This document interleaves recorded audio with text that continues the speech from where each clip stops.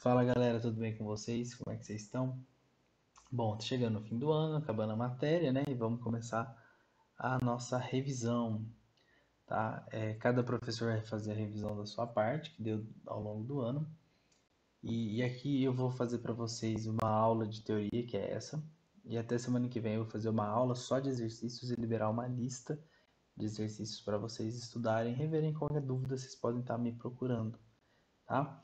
Bom, eu vou falar sobre bioquímica, que é o nosso primeiro assunto de hoje, que foi a primeira aula que vocês tiveram esse ano no cursinho. Então, bioquímica é o quê? É o estudo das substâncias que vão constituir os seres vivos, assim como as suas funções e as regulações do metabolismo que elas vão dar, certo? Então a gente vai investigar todas as transformações que vão ocorrer tanto nas substâncias quanto nas moléculas. A gente tem dois subgrupos importantes, que são os compostos orgânicos, que são aqueles que possuem carbono, tá? Então são os carboidratos, as proteínas, os lipídios, as vitaminas e os ácidos nucleicos.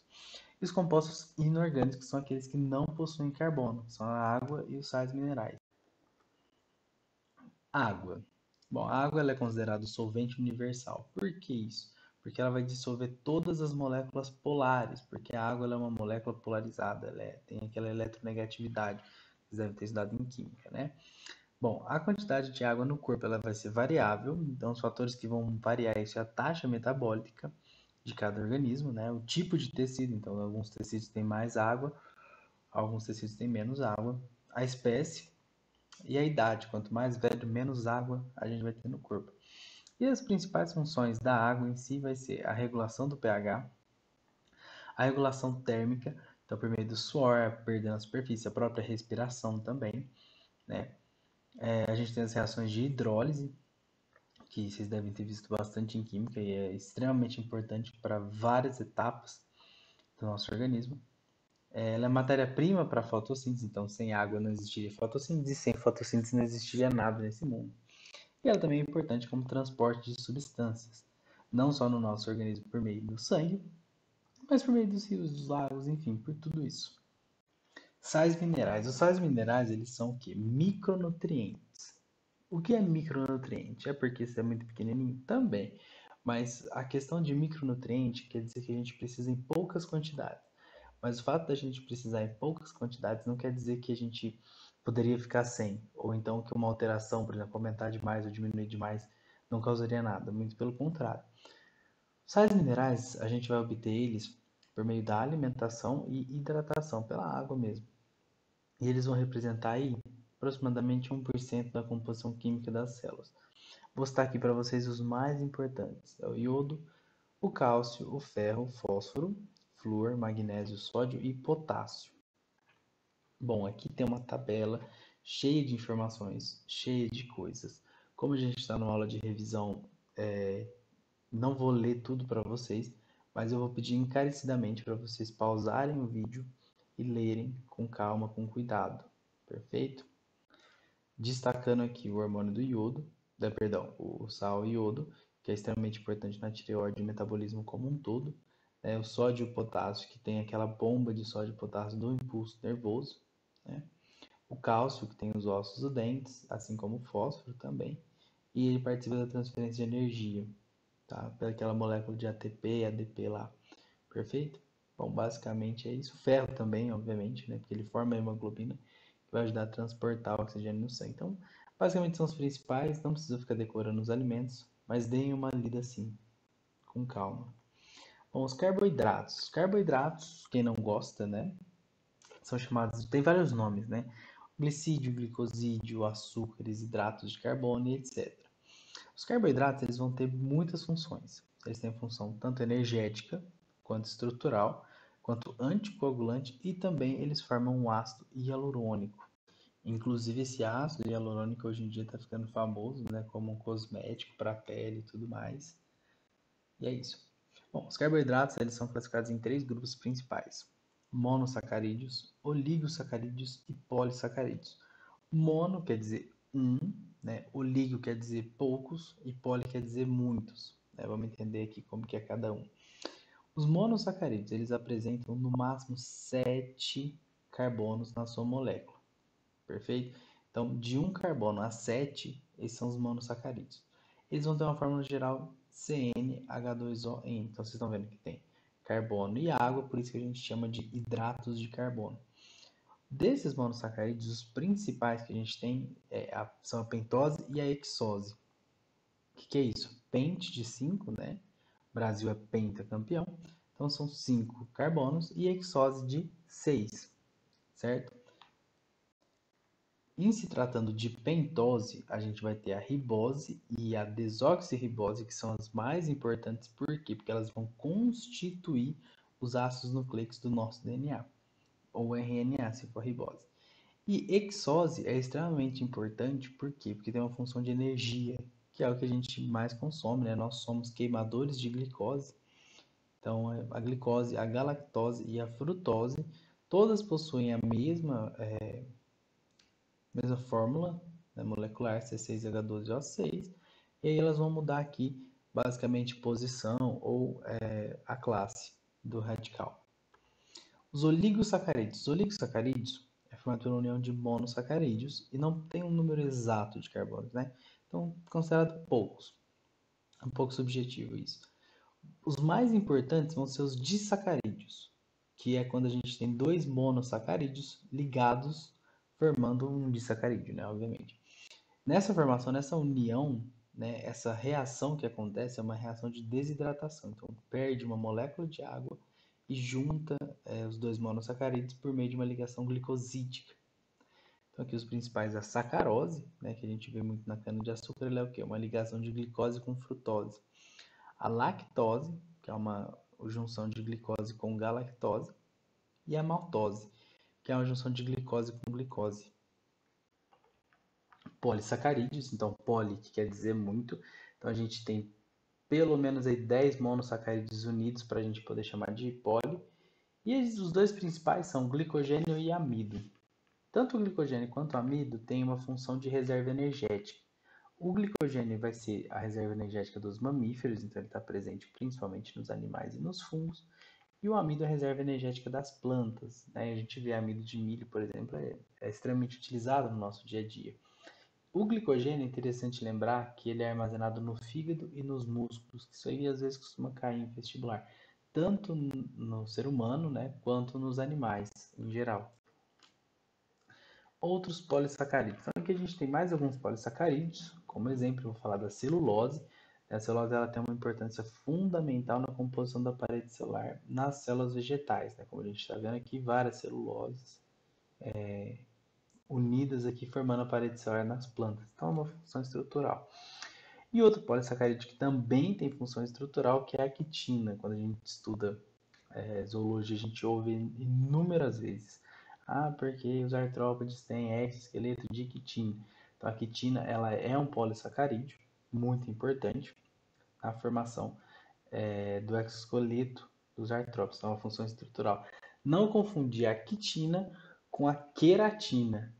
Tá? A queratina ela é uma proteína que vai compor o nosso cabelo, nossas unhas, diferente da quitina, que é um polissacarídeo, né? Um carboidrato. Lipídios. Bom, os lipídios, né, são compostos formados por ácidos graxos ligados a glicerol.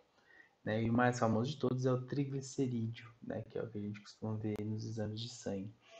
Os lipídios eles são apolares, né? Então eles não têm uma eletronegatividade, ou então não têm uma eletronegatividade tão marcante na sua molécula, então eles são insolúveis em água, por isso que quando a gente mistura água e óleo, não mistura, né? A gente consegue ver a diferença da camada. As principais funções dos lipídios, a reserva energética, disparada a principal função, mas a gente tem outras como função estrutural, isolante térmico, né? A gente vê que os ursos polares, por exemplo, tem aquela capa de gordura que vai impedir eles de sofrer muito com frio. Tem uma função endócrina, né? Alguns hormônios eles são esteroides, são lipídicos. Tem a proteção contra choques mecânicos, a gente vê que a gente tem os nossos coxins adiposos, né? Que é essa gordurinha na mão, gordurinha no pé, que é para amenizar os impactos, né? E isolante elétrico, certo?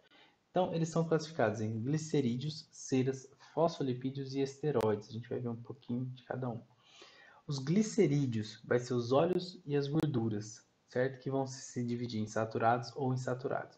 Os saturados, tá? São aqueles que são sólidos na temperatura ambiente. E eles não apresentam ligações insaturadas dentro da sua molécula, que vão ser ali a manteiga, aquela gordura que a gente vê banha, né? E os insaturados, que costumam ser líquidos em temperatura ambiente, que possuem ligação insaturada dentro da sua molécula, que vão ser os óleos no geral. As ceras, a gente tem cadeias de ácidos graxos muito longas. E a gente tem uma apolaridade gigantesca. A principal função da cera vai ser de impermeabilizar, né? Vai proteger contra água e micro-organismos, que é, por exemplo, a nossa cera de ouvido, a cera de abelha. Inclusive, a cera de ouvido, ela é para proteger, então não é ideal a gente tirar tudo, né? Pegar o cotonete e enfiar até lá no fundo. Fosfolipídios. Bom, os fosfolipídios, eles possuem ácidos graxos, álcool e fosfato na sua composição, por isso que chama de fósforo, né? A gente chama de, eles são anfipáticos. Por que isso? Porque eles são tanto polares quanto apolares. Então eles têm esse manejo, né, de poder se diluir tanto em solventes polares quanto apolares. E eles possuem uma função estrutural. Os fosfolipídios, a gente vê muito eles nas membranas plasmáticas das nossas células, né? Vocês já viram a bicamada fosfolipídica, né? E os esteroides, como eu falei para vocês, que vão ser o colesterol, os hormônios sexuais, os sais biliares, algumas vitaminas, enfim. Né? E vale ressaltar que quando a gente fala de colesterol, a gente tem dois exemplos, né? O colesterol bom, que é o HDL, e o colesterol ruim, que é o LDL. Aqui não é que eles sejam muito diferentes, com funções muito diferentes, não. Essa questão de ser bom ou ser ruim tem a ver com a questão do peso da molécula e a facilidade dela de se aglomerar e formar trombos nas veias, tá? Não são coisas muito diferentes uma da outra. Proteínas são substâncias que formam todos os seres vivos e elas são formadas por grupamentos de moléculas menores, que são os aminoácidos, por meio de ligações peptídicas, certo? A gente tem 20 aminoácidos, né? 9 são essenciais e 11 não essenciais. O que é isso? Os essenciais são aqueles que a gente não produz, que a gente precisa obter por meio da alimentação, certo? Por isso que é tão importante a gente comer proteína. E para quem tem uma dieta vegetariana, vegana, é importante ter um acompanhamento para poder achar as opções para sustentar esses 9 aminoácidos essenciais. Então, as proteínas elas têm uma função estrutural, né? Elas estão atuantes no metabolismo celular, elas também atuam com o transporte de substâncias, por exemplo, a gente tem a albumina, que transporta várias outras coisas no nosso sangue, construção muscular, os nossos músculos basicamente são preenchidos por proteína, a constituição de anticorpos, os anticorpos eles são imunoglobulinas, ou seja, são moléculas proteicas, e a formação de alguns hormônios também entre as proteínas. Aqui eu tenho um slide, eu não vou entrar em detalhes com vocês. Mesmo esquema. Pausem, dê uma lida com calma. Qualquer coisa vocês voltam. As principais funções das proteínas elas são transportadoras, como eu falei para vocês. Elas atuam na regulação de algumas atividades metabólicas. Elas também podem ser proteínas de defesa, como eu falei, constituindo os anticorpos. Podem ser proteínas catalisadoras, né, formando as enzimas. Proteínas estruturais, como a queratina, que eu citei agora há pouco, e as proteínas contráteis, como a actina e a miosina, que formam os nossos músculos. Perfeito? Bom, as vitaminas. As vitaminas elas são nutrientes necessários ao metabolismo do nosso organismo, extremamente importantes para proteger contra várias doenças.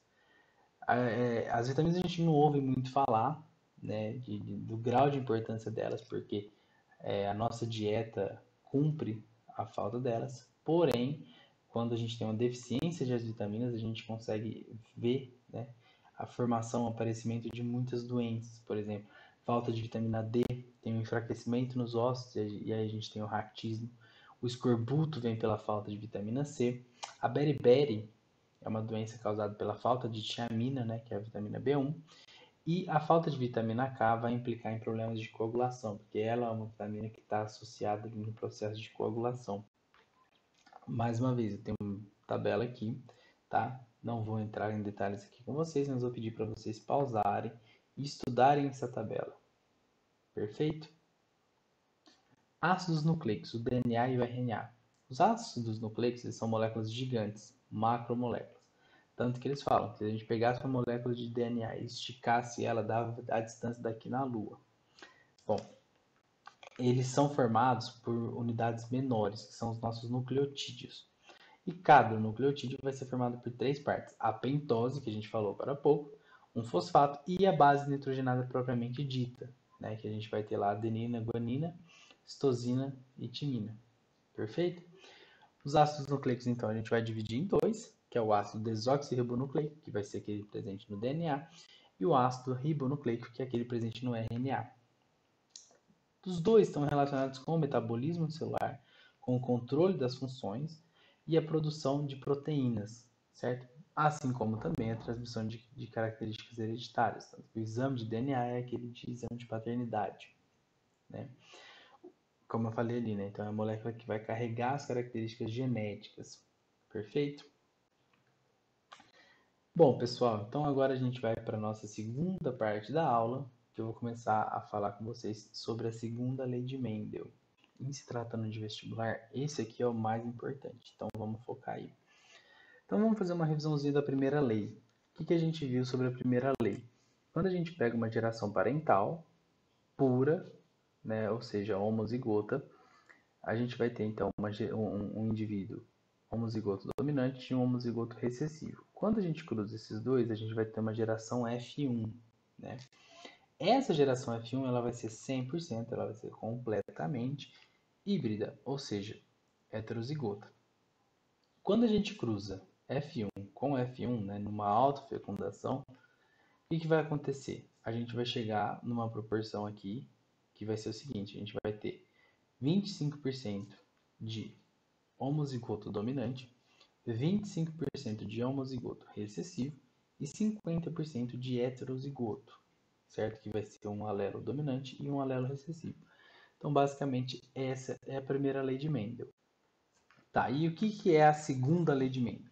A segunda lei de Mendel ela vai falar o quê? Que em um cruzamento em que estejam envolvidos dois ou mais caracteres, ou seja, duas ou mais características, que esses fatores eles vão se separar, eles vão se segregar de uma forma independente, ou seja, a cor da planta e a textura dela são coisas que vão se segregar diferente, né? Não vai ser uma coisa que está conectada na outra, né? Então, basicamente é isso. Então, aqui a gente vai ver esse exemplo. Mais uma vez, a geração parental a gente sempre pega ela homozigota. Então, aqui a gente tem a ervilha, né, lisa e amarela, ou seja, ela é dominante para a textura e dominante para a cor. E aí a gente vai pegar aqui a ervilha verde e rugosa, que ela é recessiva para as duas características. E a gente vai cruzar essas gerações parentais. A gente vai cruzar e a gente vai ter o quê? Uma geração F1 que é inteiramente heterozigota. Ou seja, ela vai ser R1, Rinho, Vzão, Vzinho. E aí aqui é onde a gente vai entrar na segunda geração, cruzando a F1 com ela mesma. E o que vai acontecer? Aqui a gente vai precisar segregar esses gametas. Como assim? Essa planta, ela não vai ter um gameta só, nem dois. Ela vai ter 4 gametas. Então a gente vai fazer isso aqui. Então o primeiro gameta dela vai ser o R1 com Vzão e o R1 com Vzinho. Né? O terceiro e o quarto vão ser o R com Vzão e o R com Vzinho, que é o que a gente está vendo aqui. Certo? Então isso aqui é segregação independente, ou seja, o R1 vai ser independente do R, e aí esse R1 vai se conectar tanto com o Vzão como o Vzinho. E o R vai ser independente e também pode se conectar tanto com o Vzão, tanto com o Vzinho. E aí a gente forma essa tabela de cruzamentos. Perfeito? E aí com essa tabela em mãos, aliás, perdão, com esses gametas em mãos, a gente vai montar essa tabela e cruzar todos com todos. Perfeito? Por exemplo, se aqui a gente tivesse um R1, R1, que é igual, então não faria sentido dividir. E aí sim a gente teria só dois exemplos de gametas, tá? Mas isso mais pra frente eu entro em detalhes com vocês. Então, voltando aqui, a gente faz a nossa tabela de cruzamentos e obtém 16 soluções. Nessas 16 a gente vai ter aqui o quê? Que aqui a gente vai ter 9 que vão seguir a característica dominante, tá? Que vai ser lisa e amarela. A gente vai ter 3 que vão seguir uma característica dominante, que é a cor amarela. 3 que vão seguir a outra característica dominante, que é a questão de ser lisa, e uma só que vai ser totalmente recessiva, que vai ser rugosa e verde. Então, qual que é a diferença principal entre a primeira lei e a segunda lei? Basicamente, que a primeira lei, ela mostra como que um gene, né, como que um alelo, como que uma característica vai se propagar. Na segunda lei, a gente vai estar trabalhando com 2 ou mais características ao mesmo tempo. Basicamente, a segunda lei é 2 vezes ou mais vezes a primeira lei acontecendo ao mesmo tempo, tá? Não tem nenhum segredo quanto a isso. E aí um exemplo mais clássico seria eu dizer para você que a primeira lei a gente vai olhar a probabilidade de alguém ter olho castanho, ou de ter um sangue de tipo AB, ou de ter o cabelo liso. E quando a gente olha a segunda lei, a gente está fazendo tudo isso ao mesmo tempo. Perfeito? Tá, como que a gente vai fazer os cruzamentos, né? Então, primeiro a gente tem que achar os gametas que cada indivíduo vai produzir. Então, por exemplo, se a gente tem um indivíduo Vzão, Vzão, Rrão, Rrão, ele só vai formar um tipo de gameta. Né? Porque a hora que a gente pega Vzão com Rrão, Vzão com Rrão, Vzão com Rrão, Vzão com Rrão, vai dar só um. E por aí vai, certo? Uma coisa que a gente sempre fala. A gente vai pegar as características recessivas e usar essas letras. Certo? Então, quando lá o recessivo era rugosa, a gente usou o R. O recessivo era verde, a gente usa o V. É um padrãozinho, não é nada assim estipulado, mas todo mundo usa. E aí, agora que a gente já tem os gametas, a gente vai esquematizar esse quadro de cruzamentos de Punnett. Então, de um lado a gente vai colocar todos os gametas de um e do outro todos os gametas do outro. E aí a gente faz esse cruzamento, certo? E aí, feito o cruzamento, a gente vai começar a analisar os resultados, tá? Então, assim, sempre que vocês forem fazer um exercício, eu super recomendo eu fazer isso aqui, certo? Deixar guardado ali do lado, você vem e você escreve, Vzão indica cor amarela, Vzinho verde, Rrão quer dizer que é lisa e Rrim quer dizer que é rugosa, para ganhar tempo. Senão depois imagina você pegar toda essa tabela, aí você tem que, mas esse aqui é o quê? Esse aqui é o quê? Então sempre deixa, né, uma colinha do que cada coisa é. E aí, né, feito isso, a gente chega na conclusão de que sempre que for uma geração F1 heterozigoto para todos os genes, essa vai ser a proporção de 9, 3, 3, 1, certo? Que é aquilo que eu falei para vocês, 9 com características todas dominantes, 3 com uma dominante, 3 com o outro dominante e uma só com tudo recessivo. Bom, interações gênicas. Agora a gente vai entrar nas exceções, nos detalhes. Tá? Então, alguns genes eles podem ter influência sobre os outros, que são a epistasia, que é quando um gene, seja na presença simples, né, quando ele é dominante, ou na presença dupla recessiva, ele vai inibir a ação de outro gene. Ou a gente tem o outro exemplo, que é a herança quantitativa, ou polimeria. O que é isso? Aqui você não vai ter uma questão de dominância, né? 2 ou mais pares de genes eles apresentam efeitos somados. Ou seja, quanto mais genes aparecer, mais a gente vai ter uma característica evidenciada. A cor da pele no ser humano, ela é uma herança quantitativa, tá? A gente já vai ver em detalhes como isso acontece. Então, a epistasia dominante, né? Quando o gene epistático é dominante. Então, um exemplo aqui é a plumagem nas galinhas. O que acontece? Quando a gente tem o Izinho, né, recessivo, ele vai permitir que a galinha tenha cor. Então, as galinhas vão sair coloridas. A partir do momento em que a gente tem um exemplar dominante, ou então o gene da cor, né, que seria esse C, ele é totalmente recessivo, a galinha vai sair branca. Então aqui não é uma questão de dominância, não, é uma questão de inibir ou não o outro gene, né? Perfeito? Então se tem o izinho dominante ali, né, o isão dominante ali, perdão, então a galinha não vai desenvolver cor. Epistasia recessiva. Então aqui vai ser o seguinte, a gente tem aqui os camundongos e a pelugem deles é caracterizada por uma epistasia recessiva. Então o que acontece? O gene azão, ele vai dar a coloração de agouti, né? O azão também, obviamente, porque é dominante. Quando a gente tem um azinho, ou seja, o recessivo, a gente vai ter ele preto. Porém, nessa epistasia, o que vai acontecer? Quando a gente tem o P dominante, ele vai permitir que tenha cor. Ou seja, O P dominante ali vai permitir que o Azão exerça a sua função, entre aspas, tá? Agora, quando a gente tiver ele recessivo, Pzinho, Pzinho, ele vai inibir a ação do gene Azão, ou Azinho, Azinho. Então, o que, que vai acontecer? Quando a gente tem o Pzão, seja ele duplo ou seja ele sozinho, vai permitir que haja cor. Então, se a gente tiver o Pzão, Pzinho e o Azão, a gente vai ter ele na cor agude. Se a gente tem o Pzão e o gene recessivo do A, o Azinho, Azinho, a gente tem ele na cor preta. Agora, em qualquer situação que a gente tenha Pzinho, Pzinho, o camundongo não vai ter cor, ele sai branco. A herança quantitativa, que foi o que eu falei para vocês. Aqui não vai ter uma questão de tipo, se esse aqui tiver, ele vai inibir aquele ali. Não. Aqui vai ser o seguinte, quanto mais genes dominantes a gente tiver, mais vai ser expressa uma característica, que nem eu falei para vocês. Aqui a gente tem o maior exemplo conhecido é o da cor da pele do ser humano. Né? Quanto menos genes dominantes, mais clara é a pele. E aí está envolvido com a questão de produção de melatonina, né? De melanina, perdão. E quanto mais genes dominantes, mais melanina vai ser produzida e aí a pele vai ser mais escura. Perfeito? Linkage. Bom, até agora a gente viu genes que eles se encontram em alelos diferentes. Então eles podem segregar e se dividir independentemente.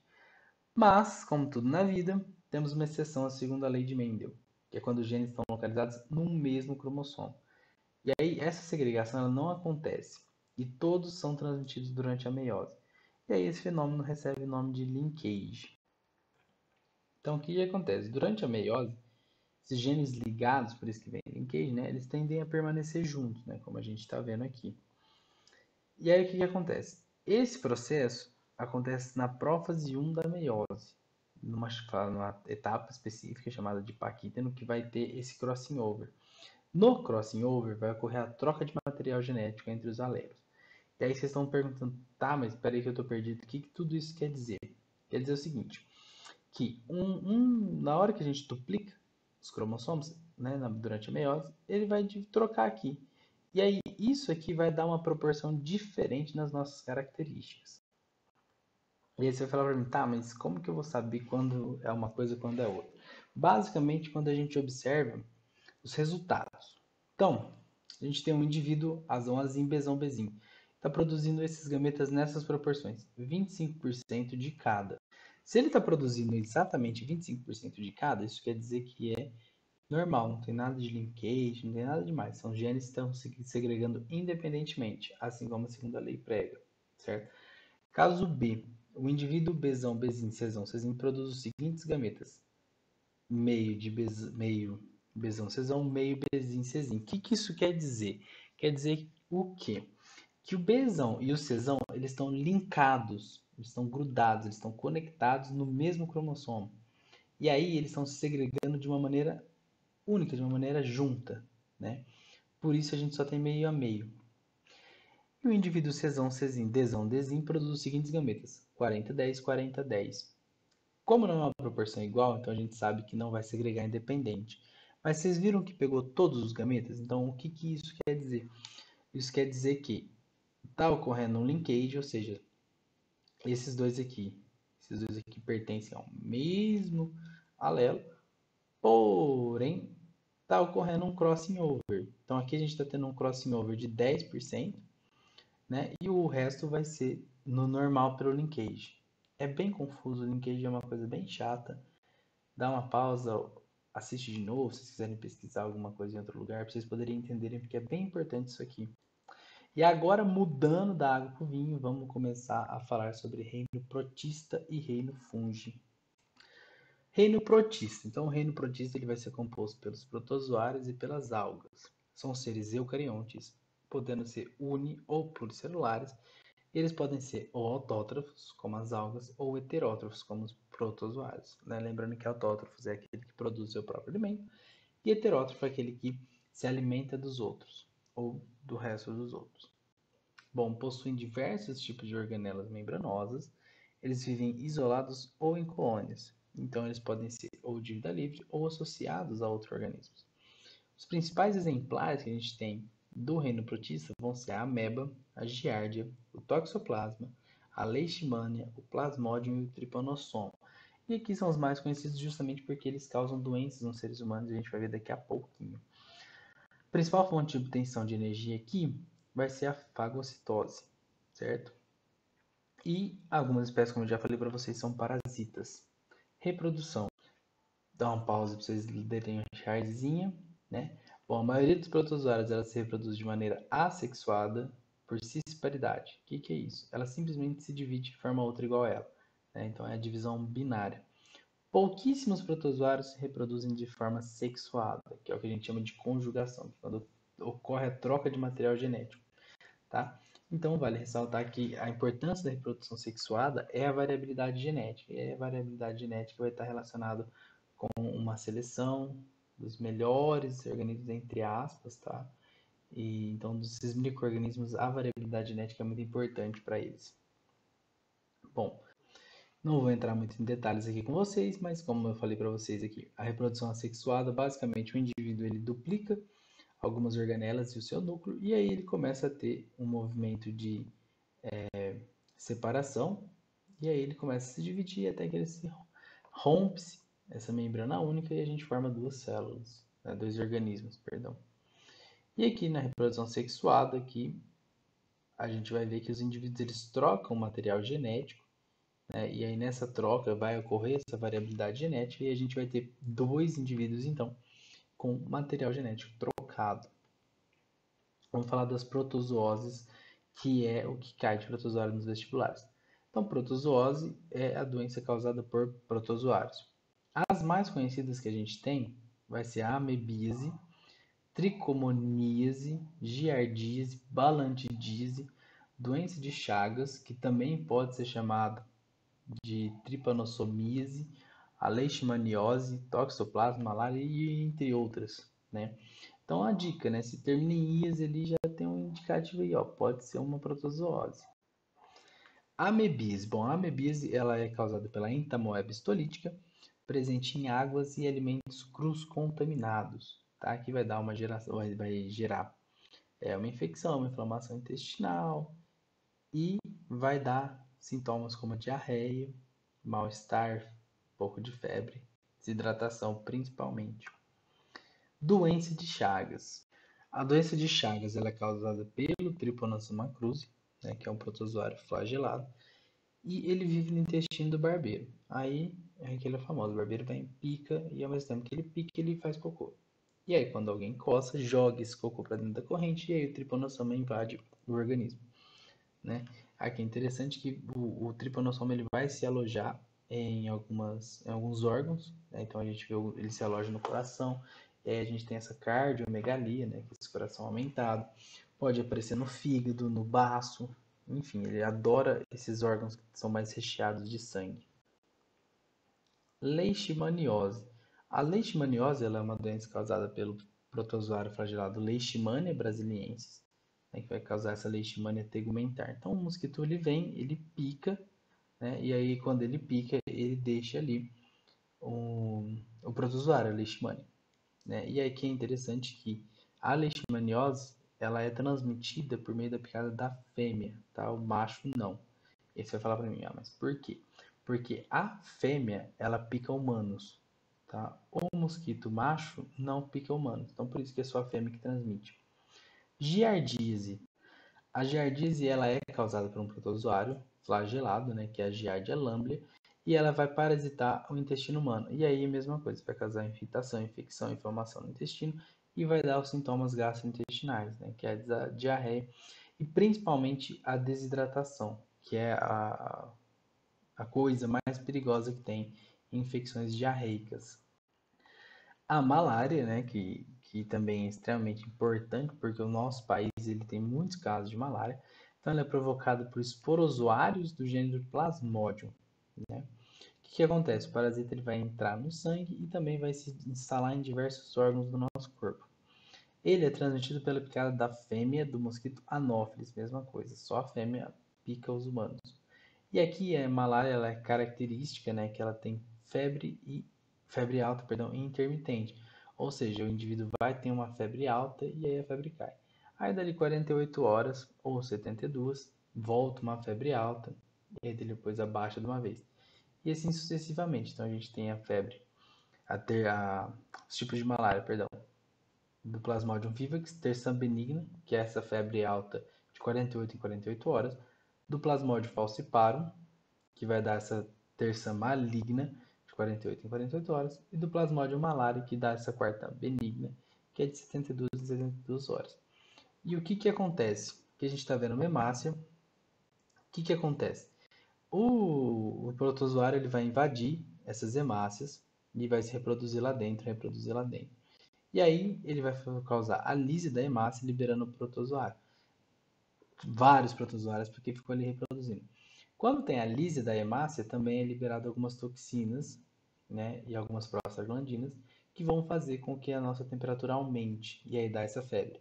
Ah, nosso organismo controla isso e tudo fica normal. Só que nesse meio tempo, mais hemácias estão sendo invadidas, mais vão ser quebradas, e aí mais um ciclo de febre. E é por isso que tem essa intermitência na febre. Certo? Vamos falar agora do reino fungi. Bom, características gerais. Então, os fungos eles são organismos eucariontes, certo? Então, não existe nenhum exemplar de fungo que seja procarionte. Então, se eles são eucariontes, então eles possuem nas suas células organonelas membranosas e parede celular dura e rígida e, principalmente, eles possuem a carioteca, né? Então, um núcleo bem dividido, separado do citoplasma. O principal carboidrato que eu já falei para vocês deles é a quitina nos fungos e a sua reserva principal é o glicogênio, reserva energética. Os fungos eles podem ser unicelulares, como as leveduras, ou seja, ser de uma célula só, ou pluricelulares, como os cogumelos e outros fungos, tá? E eles são heterótrofos. Tá errado esse G aqui. O que é isso? Eles não produzem seu próprio alimento, eles não fazem fotossíntese, então eles precisam de obter o alimento através de outros, tá?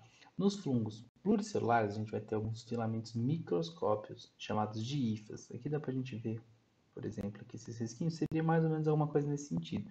Tem vários desses que vão formar o fungo. E aí o conjunto deles é chamado de micélio, certo?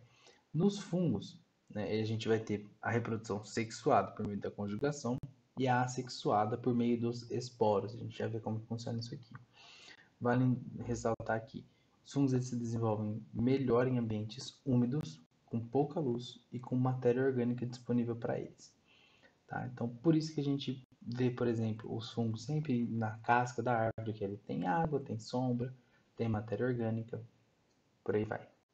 A gente tem os fungos decompositores, também são chamados de saprófitas, que é o que a gente vê no nosso dia a dia, né? Então, é o que a gente mais vê em comida estragada, né? Então, eles vão se nutrir da matéria orgânica em decomposição, os mortos, né? Então, laranja podre ou então alguma coisa que fica ali há muito tempo e estragou, ele vai se alimentar daquilo ali, certo? E é extremamente importante essa ação decompositora dele, né? Os fungos decompositores, assim, junto com as bactérias decompositoras, formam a reciclagem da matéria na natureza, certo? Porque aí eles vão liberar substâncias que outras plantas ou outros indivíduos vão utilizar, e aí a gente vai ter essa ciclagem dos nutrientes na natureza. O que que vai acontecer? Como que vai funcionar isso? A alga, ela vai produzir, vai fazer a fotossíntese e vai dar um alimento para o fungo. E o fungo, por sua vez, ele vai ficar ali para dar uma proteção para as algas e vai ajudar ali a acumular água no local e tudo mais. Então eles têm esse mutualismo, certo? A alga ela dá a comida, dá a alimentação para o fungo e o fungo protege a alga e também deixa ele juntar uma aguinha para ela fazer a fotossíntese. Micorrizas, isso aqui é uma outra coisa muito importante da atuação dos fungos. As micorrizas, elas são associações mutualísticas, tá? E elas vão acontecer entre fungos e entre raiz da maioria das plantas vasculares, que a gente vai ver depois o que é isso, né? Mas que são aquelas que possuem vasos condutores de seiva. O que acontece? A gente vai ter aqui uma união entre as hifas, né, que são esses ramos que eu falei para vocês do fungo, com as raízes das plantas. Com isso, vai aumentar em muito a capacidade de absorção das raízes. Muito. A absorção dos nutrientes, água, sais minerais, porque vai aumentar a superfície de contato da raiz com o solo. E é imprescindível isso para a existência da planta, né? E aí, ao mesmo tempo que isso acontece, as raízes, como vocês sabem, armazenam muita seiva elaborada, então ela vai dar para o fungo ali um alimento para ele, com os açúcares, os aminoácidos, enfim, tudo que ele precisa. Então tem essa relação mutualística. Gosto muito dessa foto, que é o seguinte, tudo que vocês estão vendo em branco aqui são hifas de fungo. Né? Então, olha como que a superfície de contato da planta com a terra é aumentado. Bom, relação fungo-ser humano. Aqui a gente tem uma relação muito importante na questão de alimentação. A gente tem algumas espécies de levedura, né, que são alguns fungos unicelulares, que são utilizados na fermentação. Então, aí, na questão de fermentação, a gente vai fabricar pão, bolo, né, que a gente vê o bolo crescendo, que ali está sendo produzido CO2 na fermentação. A gente tem os fungos que são utilizados na produção de queijos, né? Então tudo que a gente vê de queijo é tudo fungo, tá? Então tudo isso aqui é tudo fungo. São fungos comestíveis, lógico, que dá aquele gostinho mais azedo pro queijo, né? E aqui foi o que eu falei para vocês, né? Então basicamente a relação de fungo e ser humano é a alimentação. E vale ressaltar aqui, que é muito importante, que o fungo, eu acho que a próxima, não tem mais imagem, mas o fungo, ele ele produz, né, algumas substâncias, e aí um fungo em especial, do gênero Penicillium, produz uma substância que ficou conhecida como penicilina.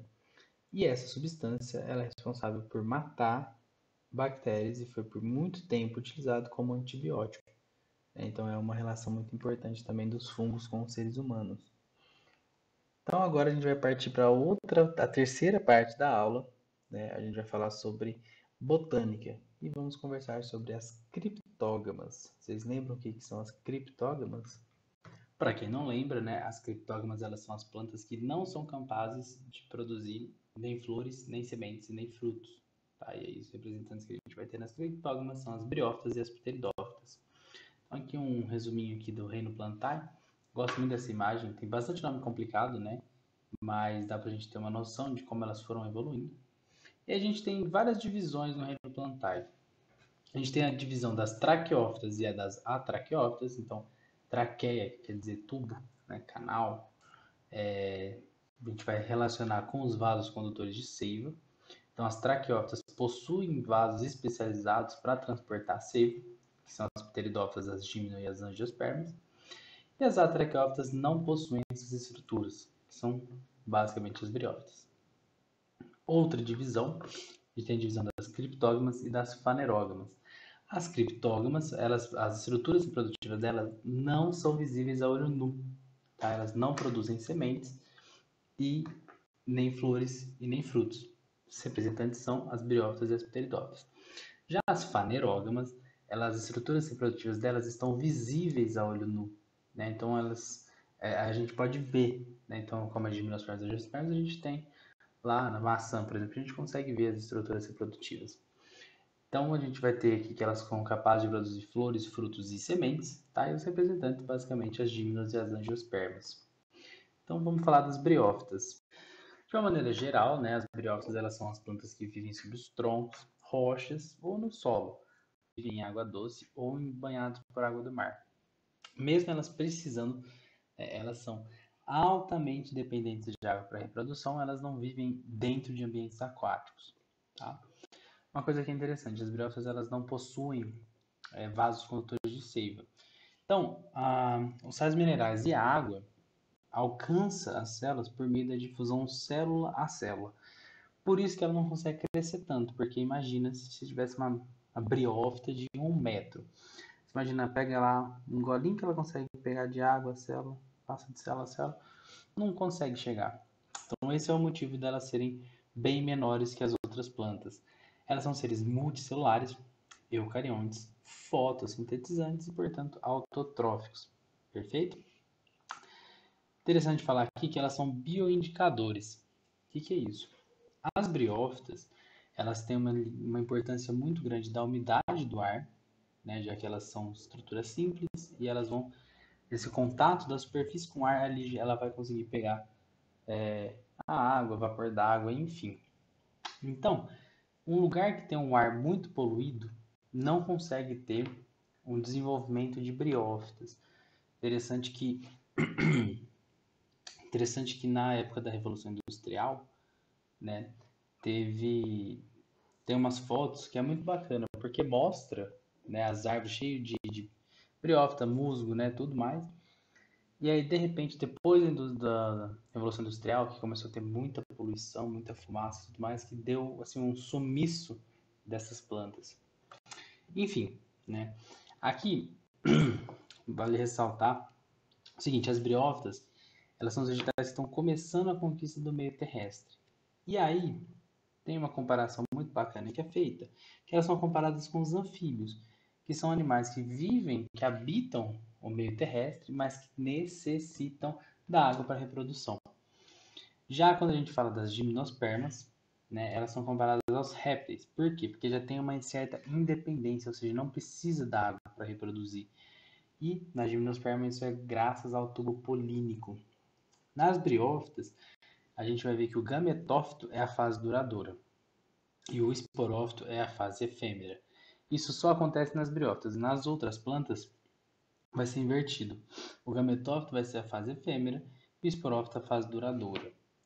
Aqui a gente consegue ver algumas estruturas dele, né? Então, assim, é interessante que o esporófito ele cresce em cima do gametófito. A gente vai ver daqui a pouco como que isso acontece. Mas, basicamente, a gente não tem estruturas prontas, formadas, completamente diferenciadas.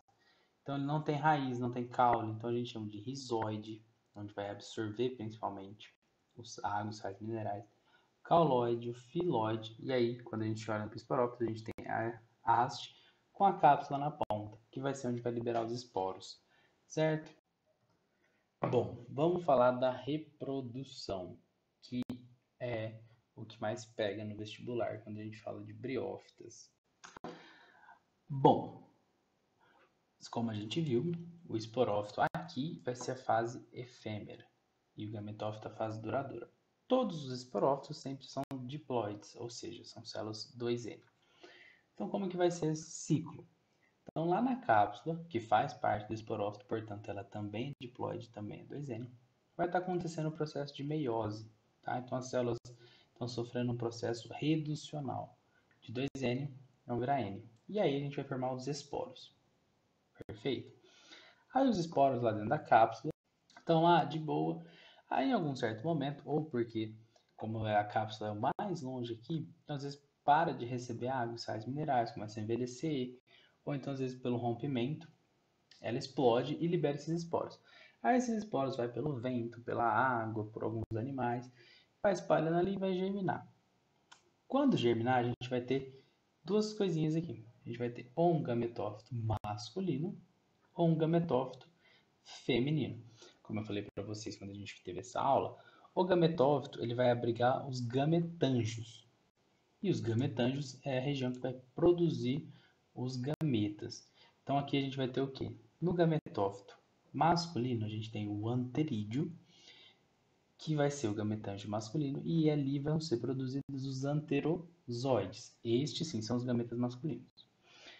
E no gametófito feminino, a gente vai ter o arquegônio, que é essa estrutura bonita aqui. E esse arquegônio é o gametângio feminino, que dentro dele vai ser produzido o gameta feminino. E o gameta feminino, como a gente sabe, é a oosfera. E aqui entra a importância da água para a reprodução. Se não for água, esses anterozoides não conseguem alcançar a oosfera. Depois a gente vai ver a importância do tubo polínico, né?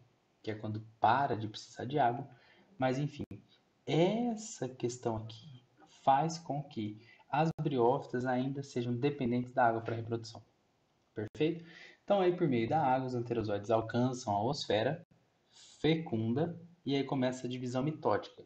Ou seja, formou um zigoto, né? E aí vai começar a reprodução. Vale ressaltar que essa reprodução acontece em cima do gametófito. Então aqui, então a gente imagina que aqui está o gametófito feminino. Aí caiu o anterozoide, fecundou. E aí aqui vai começar a crescer o esporófito. E aí a gente chega nessa espécie aqui. Certo? Complicado? Mais ou menos, né? Mas acho que deu para entender. Partindo para as pteridófitas agora. As samambaias, as avencas, que são essa flor que parece muito com a samambaia, né? O xaxim, que todo mundo tem um vaso xaxim em casa. E a cavali, que não tem foto aqui, mas é muito usada como chá de emagrecer. São os principais exemplos das pteridófitas. Tá? E assim, basicamente as pteridófitas hoje, pra gente, tem basicamente uma função, um valor ornamental de enfeite. Tá? Ela não tem uma função mais prática, mais efetiva ou até lucrativa. Bom, as pteridófitas, elas são plantas vasculares, né? Então elas vão possuir vasos condutores de seiva. Então elas são as primeiras das traqueófitas. Então com isso elas conseguem alcançar uns tamanhos maiores. Elas ainda não chegam a formar árvores e tudo mais. Por quê? A gente vai ver daqui a pouquinho. Tá? Elas costumam viver em locais úmidos e sombrios, tanto que samambaia, quando a gente tem nunca num quintal, né? Sempre numa varanda, alguma coisa assim que tem uma certa que o sol não bate tanto, né? Em um local mais úmido. Elas não produzem sementes, nem flores, nem frutos, por isso que elas são classificadas como criptógamas. Elas ainda são dependentes da água para a reprodução, que é um fator que ajuda elas, aliás, que faz com que elas não cresçam tanto, né? E aqui a gente tem que os caules delas geralmente são subterrâneos, né? Então a gente vê que sempre, por exemplo, aqui essa ela tem um caule mais alongado, então ele é subterrâneo paralelo ao solo, né? E aí uma ou outra espécie tem um caule aéreo, que é esse daqui do xaxim. A gente viu que o caule é para fora, não é rente ao solo, né? Pelo contrário, ele é verticalizado.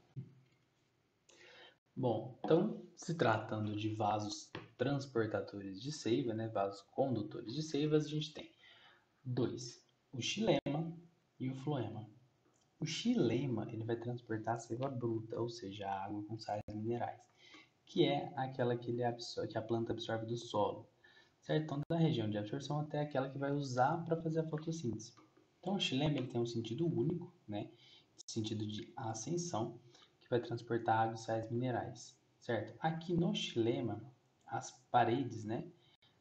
O revestimento dele, digamos assim, são de células mortas. Então, não tem uma parede de células bem definida, não, são células mortas, tá? E essas células são ricas em lignina para dar essa sustentabilidade ao floema, ao xilema, perdão. Já o floema, ele faz o transporte da seiva elaborada. Então, ocorre a fotossíntese, ocorre a formação da seiva elaborada, né, que são os açúcares e tudo mais. E aí o floema vai transportar essa água com esse alimento, né, para a região de armazenamento e distribuir pela planta. Né? E aí as células do floema a gente tem que são células vivas, tá? Não são células mortas, com umas paredes ricas em poros para que esse alimento passe. E o floema ele tanto pode seguir para um caminho quanto para outro, porque como eu falei para vocês, né, ele vai distribuir pela planta, né? É isso. Agora vamos falar da reprodução das pteridófitas. Bom, a partir daqui, como eu falei para vocês, os esporófitos já vão ser a fase duradoura, que vai ser o que a gente chama de planta adulta. Então, o esporófito, eu não sei se vocês já chegaram a ver, mas embaixo da folha da samambaia tem esses pontinhos aqui. Esses pontinhos são os soros, certo? Nesses soros contém os esporângios. Esporângio que eu falei para vocês é a região produtora e armazenadora de esporos, certo? E aí você imagina, vocês verem, olha quantos soros tem em uma folha, aí cada um tem um monte, milhares de esporângios, e dentro desses esporângios milhares de esporos. Então, tem muito esporo. E o que, que vai acontecer? Esses esporos vão ficar dentro do esporângio, daí vai chegar uma hora que eles vão explodir e cair, seja por ação do vento, por ação de velhice e etc. Quando esse esporo cai no solo, ele vai começar a germinar e vai dar origem ao gametófito, que é esse gametófito que em formato de coração a gente chama de prótalo, certo? Ele é bonitinho, só que ele é muito pequenininho, mas dá para ver olho nu, obviamente. Aí esse prótalo, né, que já tem aqui a formação dos rizoides, nele a gente tem isso aqui, que é o que a gente já viu anteriormente, que é o arquegônio, que é o gametângio feminino, com a oosfera, que é o gametófito feminino, junto com o anterídeo, que é o gametângio masculino com os anterozoides, que são os gametas masculinos. Tá tudo na mesma planta. Aí você fala para mim, mas lá atrás era um de cada, aqui é um só. Exatamente. O prótalo, ele é hermafrodita, então ele contém os dois sexos, tá? Enfim, quando vem a água e balança e mexe, faz com que esse anterozoide chegue até a osfera, é fecundado e forma o zigoto. Formou-se o zigoto, começa a ter uma reprodução das células por meio da mitose, né? Aumento de células, já que aqui vai ser um zigoto 2N, um zigoto diploide, e aí vai começar a formar um esporófito jovem. E esse esporófito jovem vai continuar se desenvolvendo, se multiplicando, se diferenciando e vai formar o esporófito maduro, que é a nossa samambaia linda. E aí esse ciclo acontece de novo e de novo e de novo. Certinho até aí? E agora a gente vai tratar da minha última aula com vocês, que é a aula de relações ecológicas.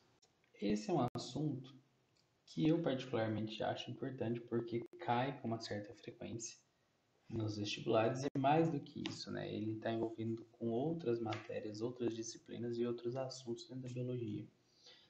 Então, vamos lá, né? Bora lá. Bom, então os conceitos gerais.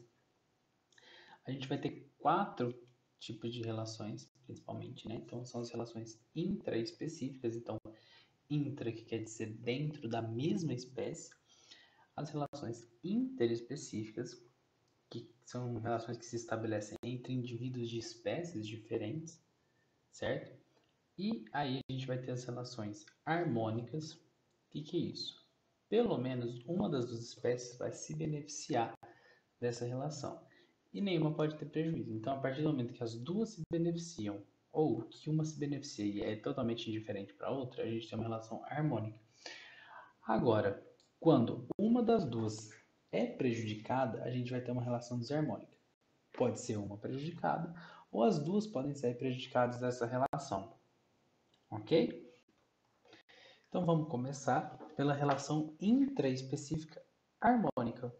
Então quando a gente está falando de intra, então dentro da mesma espécie, tá? Então a gente vai ter dois tipos. Ou elas vão ser do tipo colônia.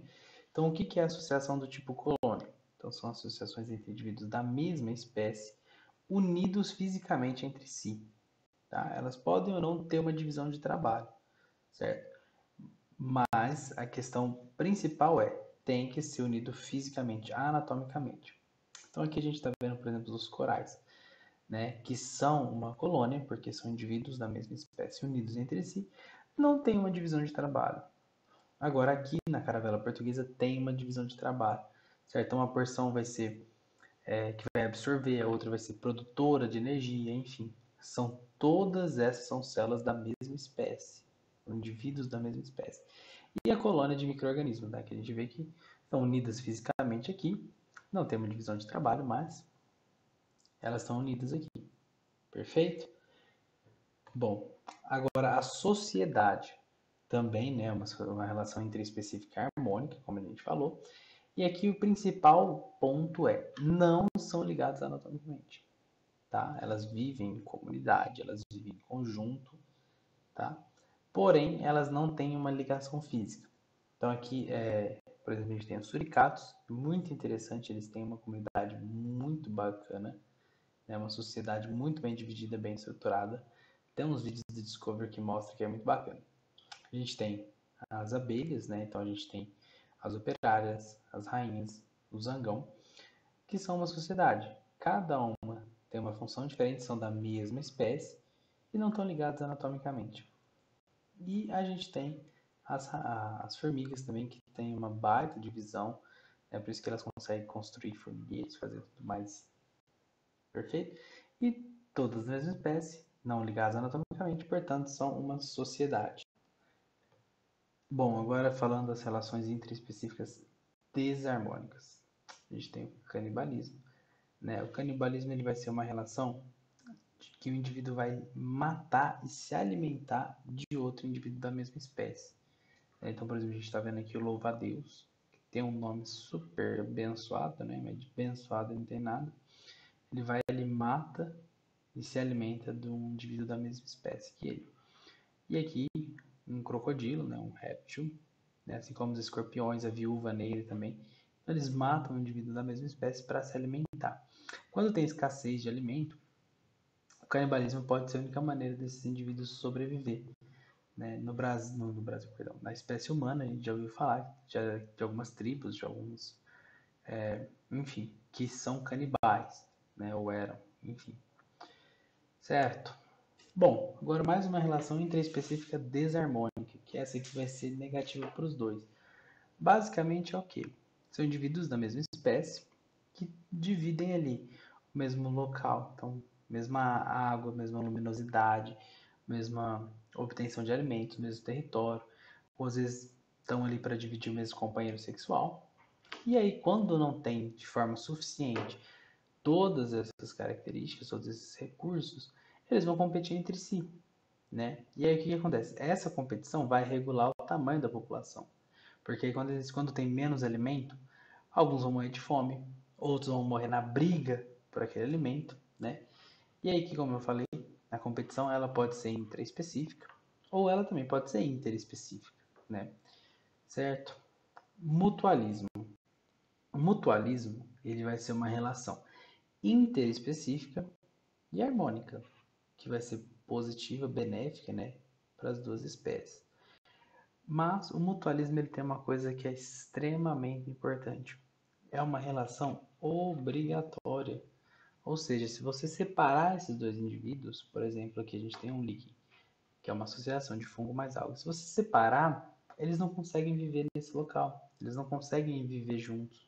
Perdão, eles conseguem viver separados. Eles obrigatoriamente precisam se associar para viver. Senão eles morrem. Né? Então aqui a gente tem alguns exemplos dos ruminantes, né? Que eles têm umas bactérias, alguns micro-organismos que vão diluir, que vão digerir a celulose, vão trazer o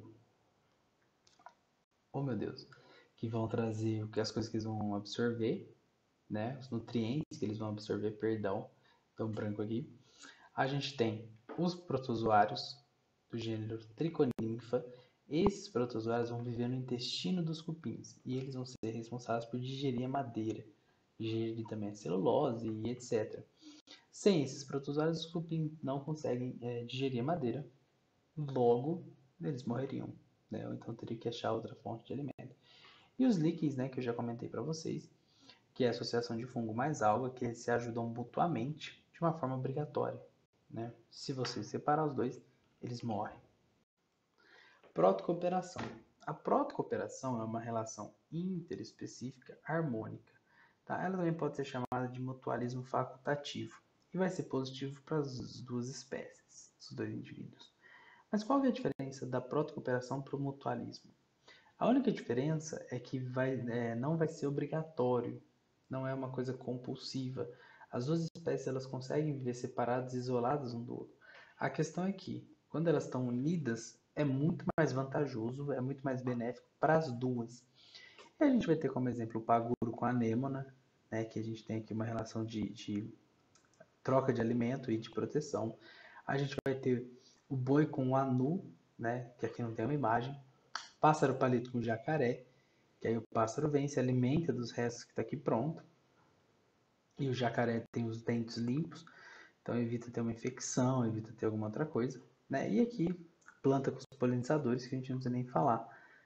Aí eu sempre me perguntava quando eu vi essa foto, cara, mas como é que descobriu isso aqui, né? Muito provavelmente foi por meio da experiência, né? Então o pássaro palito ia lá, entrava na boca do jacaré e morria. E aí, vez ou outra, um ali sobrevia, o jacaré foi vendo que era bom, e aí, por experiência, por observação, eles foram deixando, foram mais bonzinho os pássaros palito e criou essa relação de proto-cooperação que é extremamente importante. Comensalismo. O comensalismo é uma relação interespecífica harmônica, tá? E ele vai ser mais barra zero. Por quê? Porque para uma espécie vai ser positivo, vai ser benéfico. Para outra vai ser indiferente. A gente tem dois exemplos clássicos de comensalismo, tá? Que é o comensalismo típico e o inquilinismo. No comensalismo típico, a gente tem que uma espécie ela vai se alimentar dos restos alimentares de outra. Por exemplo, o abutre, o urubu, com a questão do leão, Daiane. Então, o que acontece? O leão vai lá, mata uma zebra, por exemplo. Aí ele vai e come tudo que ele tem que comer da zebra, e aí sobra um tanto de carne e tudo mais. Aí os abutres, os urubus vêm, se alimentam daquele resto. Para o leão é diferente. Já está longe dali, não vai voltar para comer, depois ele caça outra. E os abutres é extremamente positivo, porque já tem uma comida pronta para ele ali, não precisa correr atrás, não precisa buscar nem nada. Tá? Então esse é basicamente o comensalismo típico. E no equilinismo, a gente tem que uma espécie vai viver sobre ou no inferior da outra, né? Que é quando está dentro de outra a gente chama de espécie hospedeira, sem prejudicar. E aqui a gente tem um exemplo clássico, que é da rêmora com o tubarão. Então a rêmora ela vem, gruda aqui e segue. Para o tubarão é diferente. Não está machucando, não está sugando nada, só está ali encostadinha. E aí o que acontece? A rêmora tem duas vantagens. A primeira, quando o tubarão se alimenta, né, e sobra alguns restos alimentares, elas podem pegar aqui também. E tem uma baita de uma proteção, né? Porque você imagina alguém querer atacar uma rêmora desse tamanho assim, é fácil. Agora, atacar uma rêmora junto com um tubarão desse tamanho aí fica mais complicado. Aqui a gente tem uma divisão, né, que quando ocorre esse inquilinismo nas plantas, a gente chama de epifitismo. Então a gente vê muito bromélia, orquídea, elas vêm e elas se localizam numa região mais alta da planta, fica aqui. Da árvore fica aqui. O que acontece? Aqui, para essas plantas, elas vão ter um aporte de água, né? A água que cai aqui pode se acumular aqui, mas principalmente elas vão ter uma maior visibilidade de luz, né? A luz vai chegar aqui mais fácil. Então, altamente positiva para ela. Para a árvore em si é totalmente diferente, né? Não vai pesar, não vai estragar, não vai sugar nada daqui. Então, para a árvore é diferente, porque ela também não vai se beneficiar com esse inquilinismo. Relações interespecíficas desarmônicas. Então a gente vai falar do predatismo. O que é isso? O predatismo ele é como se fosse o canibalismo, né? Só que a diferença é que agora é em espécies diferentes. Então, o predatismo, o indivíduo de uma espécie, que vai ser o predador, ele mata o indivíduo de outra espécie, que é a nossa presa, para se alimentar dele.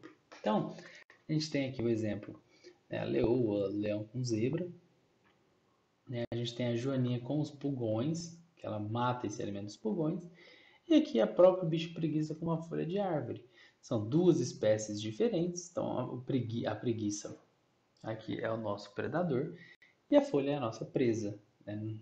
Mesmo que seja uma alimentação vegetariana, que não deixa de ser um tipo de predatismo, porque é um ser vivo.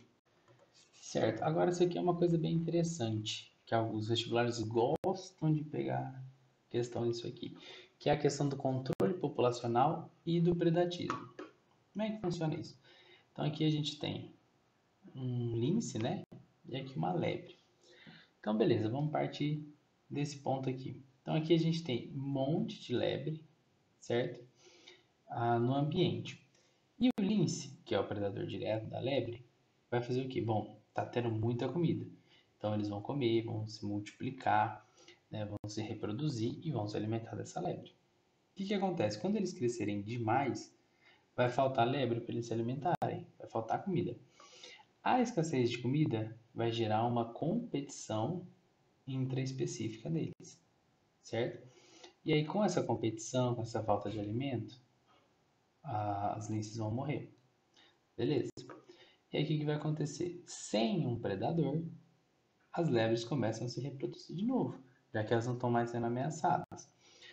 Lebre começa a se reproduzir, a lince também, porque agora está tendo alimento. Então eles vão se alimentando, vão se reproduzindo e vai seguindo esse fluxo, certo?